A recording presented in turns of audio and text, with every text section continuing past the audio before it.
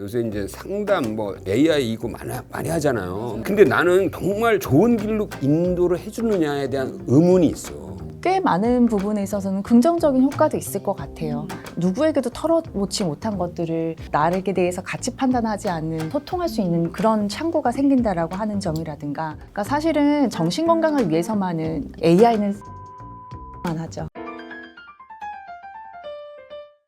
김철중 여러분 낳는다. 이 AI가 우리 일상을 빠르게 파고들고 있습니다.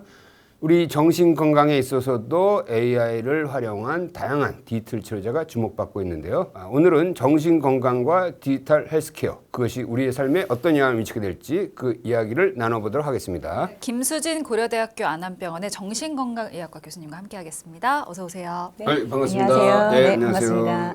자, 정신건강과 디지털 헬스케어 주제인데 거기에 걸맞는 우리 특이한 이력을 갖고 계시죠. 김 교수님. 카카오 헬스케어에서 일을 하셨다고요? 네. 이 의료와 IT를 엮어서 융합으로 할 수 있는 서비스들이 뭐가 있을까? 디지털 치료제를 개발하고 품목 허가를 이제 시장에 내놓는 것까지도 같이 했었습니다. 어떻게 이렇게 정신과 의사를 하다가 이쪽에 관심을 갖게 됐어요? 병원에 오시는 분들은 어떻게 보면 아주 일부고요.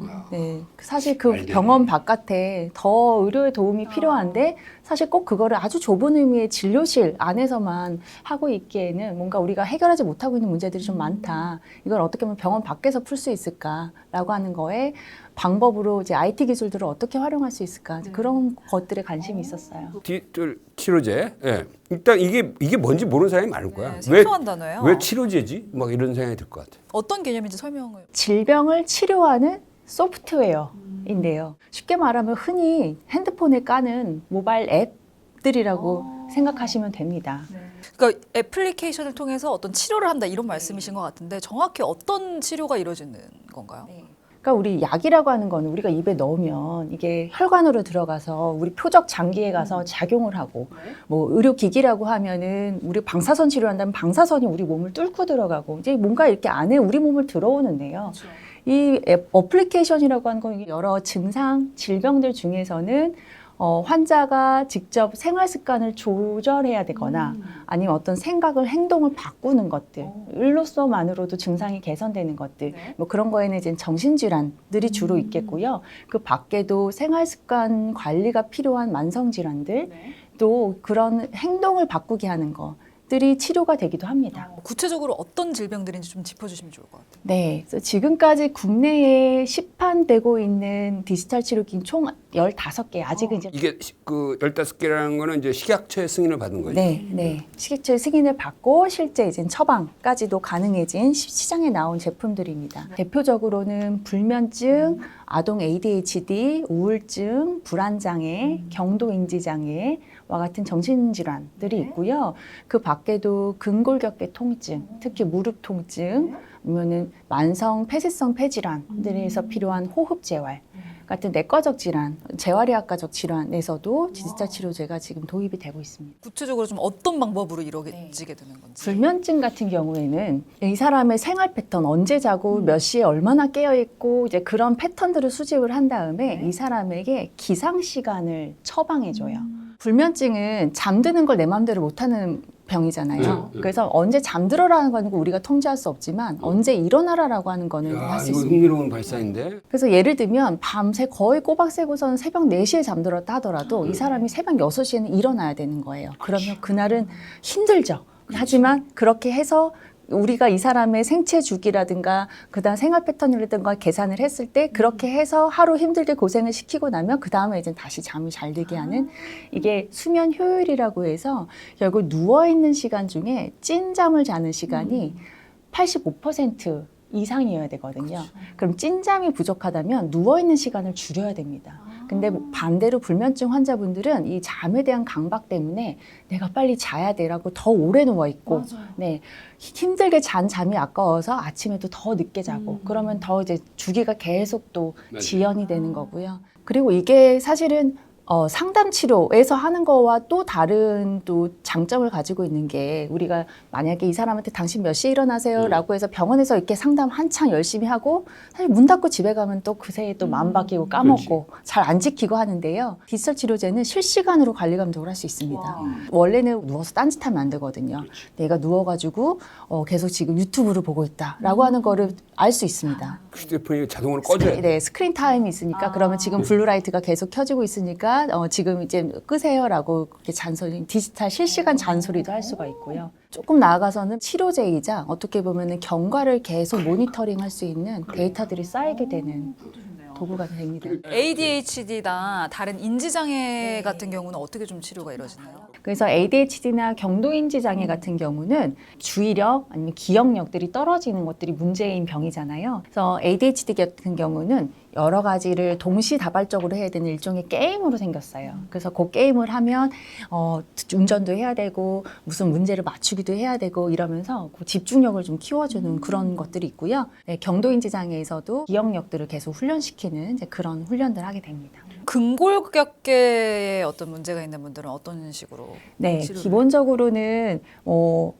치료사들이 뭐 해줘야 되는 네. 물리치료나 이런 것들은 전통적인 방법으로 하는 거고, 그리고 집에 가서도 계속 해야 되는 자기가 스스로 해야 되는 운동, 이제 그런 방법, 운동 처방이 기본적으로 들어가고요. 그 다음에 이 통증이라고 하는 것도 사실은 상당히 심리적인 거와 관련이 많아요. 네. 그래서 통증이 왔을 때 거기에 몰입하지 않고 계속 일상생활에 다른 데로 주의 전환하도록 하는 이제 이런 이제 심리적인 걸 중재하는 것까지 같이 들어갑니다. 그럼 알코올 의존증 같은 경우에는 어떤 식으로 좀 치료가 이루어지나요? 이제 계속 단주 중에서 오는 그런 갈망을 다른 걸로 행동들을 전환시킬 수 있는 방법들을 자기가 만들고, 이게 결국엔 이 모든 것들이 사실 기저에는 인지행동 치료라고 하는 상당 기법들이 꽤 많은 디지털 치료제 안에 들어가 있는데요. 이 인지행동 치료라고 하는 게 알코올 의존장애든 우울증, 불안장애든 대부분의 정신질환에서 거의 가장 효과가 좋은 상담 기법 중에 하나로 되어 있습니다. 술에 대한 그 갈망을 다른 분야로 관심을 돌리게 한다든지 그 갈망을 낮추게 한다든지 그런 계열이구나. 결국에는 정신질환에서는 뭔가 하지 말아야 될 행동을 하는 거, 해야 되는 행동을 못 하는 거, 이런 것들이 우리가 이제 장애물이 된다고 하면 내가 그 순간순간에 어떤 행동을 하는 의사결정 속에서 더 건강한 쪽 생각으로 바꾸도록 연습시키는 거가 이제 인지행동 치료의 핵심이거든요. 그 인지행동 치료라는 거의 그 핵심적인 절차는 뭐예요? 그러니까 아주 쉽게 말하면 우울한 사람들은 물이 반밖에 안 남았네 라고 하는데, 똑같은 상황에서도 물이 반이나 남았네, 이렇게 더 긍정적인 쪽으로 생각하게 하는 거. 상담이라고 해서 그냥 자유롭게 떠오르는 대로 자유롭게 대화를 하는 게 아니라 거의 교재처럼 구조화돼 있어요. 그렇기 때문에 이게 이런 앱으로 만들기가 좀 그나마 수월한 겁니다. 질문을 패턴화해서 이 사람이 어떤 식으로 대답하는 걸 보고 그 영향이 있으면 그걸 좀 바꿔주는 또 새로운 질문하고. 그리고 예를 들면 어떤 상황이 됐을 때 내가 무슨 생각을 해서 무슨 감정이 들었는지를 분석하게 만들어요. 그러면 우울증 분들은 예를 들면 누가 옆에서 키키키 웃었다라는 상황이면 나를 보고 비웃는 것 같다라는 생각이 들면서 더 움츠러든다라는 감정으로 이어집니다. 그러면 내가 그런 생각을 했는지도 모르고 살다가 이런 분석을 스스로 해보면서 이 생각이 되게 과한 생각이었구나.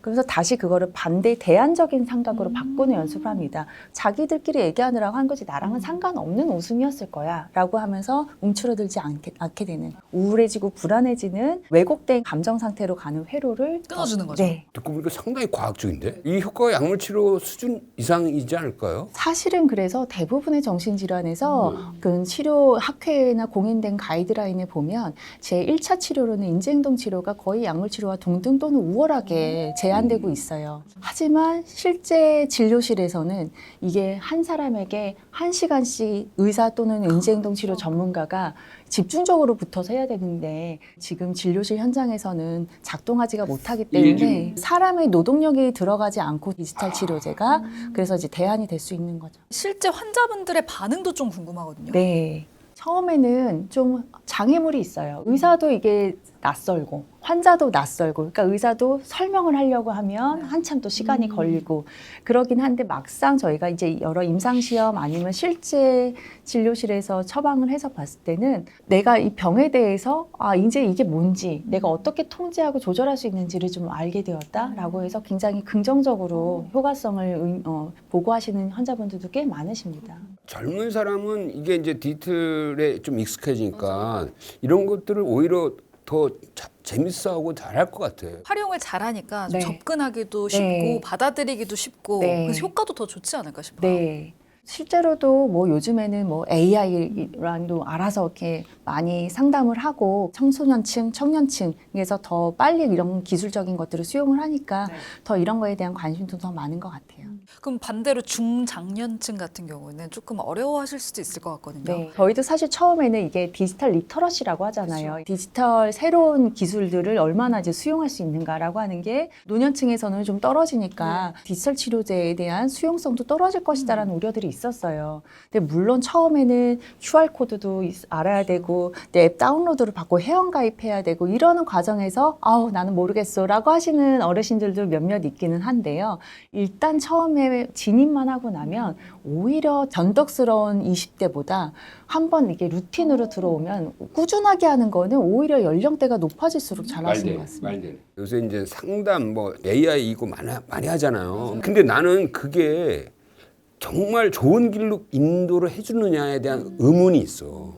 교과서적인 답변만 하는 건 아닌가? 뭐 이런 생각이 좀 들어요. 물론 때때로는 꽤 많은 부분에 있어서는 긍정적인 효과도 있을 것 같아요. 뭐 예를 들면은 누구에게도 털어놓지 못한 것들을 나에게 대해서 가치 판단하지 않는 소통할 수 있는 그런 창구가 생긴다라고 하는 점이라든가 AI가 요즘에 점점 기술이 발전하면서 아주 이상하게 대답하지는 않아서 맞아요. 기본적인 지지와 응원, 격려, 보상을 받을 수 있는 점들이 있는 것 같은데요. 최근에는 왜곡된 생각들에 대해서 AI에 대화를 할 때 그런 것들이 너무 이제 무조건적으로 그냥 동조해버리면서 오히려 이제 그런 생각들을 더 강화시키는 이제 그런 우려의 목소리들도 있고요. 그러니까 사실은 정신 건강을 위해서만은 생각한다면은 늘 네 말이 맞아 동조만 하는 것이 아니라 때때로는 그런데 이렇게 생각 좀 해봐봐라고 하는 쓴소리도 할 수 있어야 되는데요. AI는 단소리만 하죠. 이거 중요한 얘기네.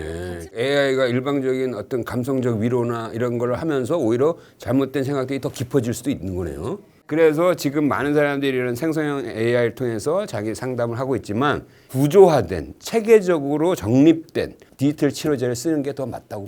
사실 치료라는 말이 들어가려고 하면은 이거는 아무데나 함부로 쓸 수 있는 건 아니거든요. 그러니까 우리가 그냥 일반 영양제 건강기능식품은 증상을 개선한다, 질병 치료한다라고 함부로 홍보할 수 없습니다. 치료라는 말이 들어간다는 거는 식약처의 관리하에 임상적 효과와 안전성에 대해서 충분히 검증을 한 것들 입증이 된 거기 때문에요. 이제 앱스토어에서 뭐 보면 건강에 대한 다양한 그런 서비스들이 있는데 그런 것들을 우리가 그냥 식품, 영양제라고 생각한다면 어떻게 보면 좀 더 명확하게 치료를 위한 것들에 대해서는 이제 이런 디지털 치료제가 좀 필요하다. 그러니까 이것도 이제 치료제라는 말을 쓰기 때문에 이제 식약처의 승인을 받아야지만 공식적으로 이제 병원에서 일상에서 쓸 수가 있는 거잖아요. 그래서 이게 식약처 인증이 된 거냐 안 된 거냐를 좀 확인하는 것도 중요하지 않을까요? 네네. 요거는 그래서 마치 전문의약품처럼 의사가 처방해야지만 쓸 수 있습니다. 김 교수가 개인적으로 지금 관심을 갖고 있는 디지털 치료제 분야는 뭐예요?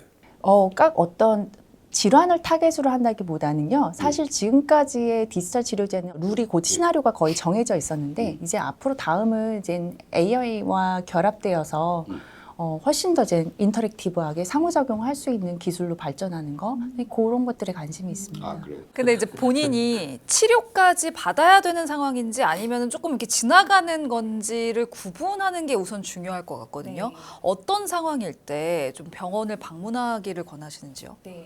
사실은 뭐 각자 가지고 있는 문제마다 너무 다양해서 일반화하기 매우 어려운데요. 사실 마음의 감기라고 해서 우울감 정도는 누구나 뭐 그렇죠. 느낄 수 있습니다. 네. 근데 이게 과연 그냥 단순한 우울감인지 아니면 우울증, 병적인 상태로 우리가 이제 판단을 해야 되는지를 구분하는 가장 쉬운 기준은 일상생활에 얼마나 장애가 있는가라고 하는 겁니다. 예를 들면 학교생활 아니면 직장생활에 있어서 지장을 받게 된다거나 가족 대인관계에서 문제가 생긴다거나 이런 것들이 한 수개월 이상 계속 해결되지 않고 지속된다라고 하면 이게 혹시나 좀 치료를 받아야 되는 병적인 상태가 아닌지에 대해서 한번 병원을 방문하시는 게 좋겠습니다. 이 디지털 치료제가 굉장히 접근성도 좋고 누구나 쉽게 쓸 수 있는 개념이긴 하지만 질병의 경과를 봐야 된다든지 악화될 수도 있는 요인들도 있기 때문에 정기적으로 약간 의사의 방문을 하면서 디지털 치료제를 하는 게 좋지 않을까 싶어요. 네, 물론입니다. 지금까지는 이제 의사의 관리 감독 하에서 처방하고 이용할 수 있게 되어 있고요. 네, 다 이제 쓰고 나면은 그다음에 계속 이제 의사와 진료는 이어면서 이제 효과에 대해서도 평가를 하고 그렇게 하도록 되어 있습니다. 사회가 점점 고도화되고 전문화되고 뭐 경쟁 사회가 되면서 이 정신 건강이 점점 중요해지는 것 같잖아요. 이 현상을 어떻게 보세요, 정신과 의사들? 너무 어려운 질문인데요. 실제로도 지금 정신건강은 코로나 때도 가장 유일하게 진료 실적이 늘어났던 맞아요. 과이고요. 맞아요. 네, 계속 가파르게 증가, 특히나 코로나 때 이제 우울증 확 늘어났죠. 네, 가파르게 증가하고 있습니다. 사실 여러 가지 이유가 있겠지만 점점 우리가 초연결 사회가 되어가면서 사회적 자극의 빈도와 강도가 이전과 다르게 훨씬 더 강해지는 것 같아요. 그러니까 예전에는 내 주변에 내가 아는 동네 사람들, 그냥 내 직장 사람들 몇 명과만 비교하는 거였다면 지금은 이제 SNS든 전 세계 사람들과 계속 비교하게 되고 인플루언서와 비교하게 되고 이러면서 그러니까 예전 같았으면 내가 누구한테 무슨 말을 한 번 했다가 비난을 받더라도 한 두세 명 주변에서 받는 거였는데 이제는 뭐 그냥 SNS에서 수만 명의 뭐 악플을 받을 수도 있고 마녀사냥. 네. 뭐 그 좋아요와 악플과 이 온도 차이가 너무 기복이 크기 때문에 우리가 사실 우리의 뇌는 아직 그렇게까지 자극적인 사회적인 피드백에 아직은 익숙해지도록 진화되지 못했거든요. 기본적으로 사람들이 자기 자신에 대해서 자꾸 가혹해질 수밖에 없는 그런 환경에 놓이게 되는 게 우리가 근본적으로 우리의 이제 정신 건강을 자기 만족하는 쪽으로 너그럽게 만드는 거에 좀 어렵게 하는 문제지 않을까 싶습니다. 이게 이제 어떻게 보면은 스마트폰이 여러 가지 질병을 양산했지만 거꾸로 그 스마트폰으로 그 질병들을 또 이제 다스리는 그런 역발상. 그게 바로 디지털 치료제다. 네. 이렇게 보면 되겠네요. 네. 그럼 개인적으로 교수님께서 생각하시기에 평소에 좀 마음 건강을 챙길 수 있는 좋은 방법 이런 것도 있을까요? 우선은 너무 열심히 달리신 분들은 좀 쉬고요. 너무 쉬신 분들은 좀 움직이시고요. 네. 그리고 정말 신체 건강이 마음의 건강을 굉장히 많이 좌지우지합니다. 그래서 몸을 건강하게 신체적인 활동들을 잘 유지하시는 것도 좀 중요하겠고요. 마지막으로 소중한 관계와 다정하게 지내는 거. 그거 우리 마음 제일 건강에 중요할 것 중요한 같아요. 것이에요. 네. 끝으로 이 영상을 보고 계시는 구독자 여러분들께 한 말씀 부탁드리겠습니다.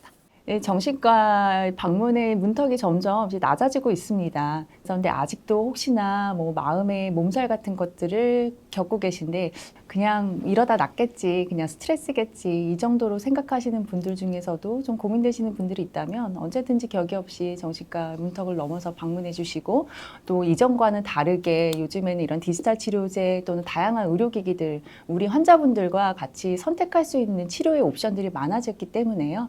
나에게 맞는 그런 치료들을 같이 좀 선택할 수 있는 이제 그런 좀 새로운 해결책들을 많이 모색하면 좋을 것 같습니다. 디지털 세상에서 나오는 질병을 디지털로 해결하는 새로운 역발상, 이 디지털 치료제 다양한 분야에서 한번 좀 경험해보고 싶어요. 영상 보시면서 궁금한 점 있으셨다면 댓글 남겨주시고요. 저희는 다음 이 시간에 또 찾아오도록 하겠습니다. 오늘 좋은 말씀 해주신 김수진 고려대학교 안암병원의 정신건강의학과 교수님 고맙습니다. 네, 고맙습니다. 감사합니다. 네.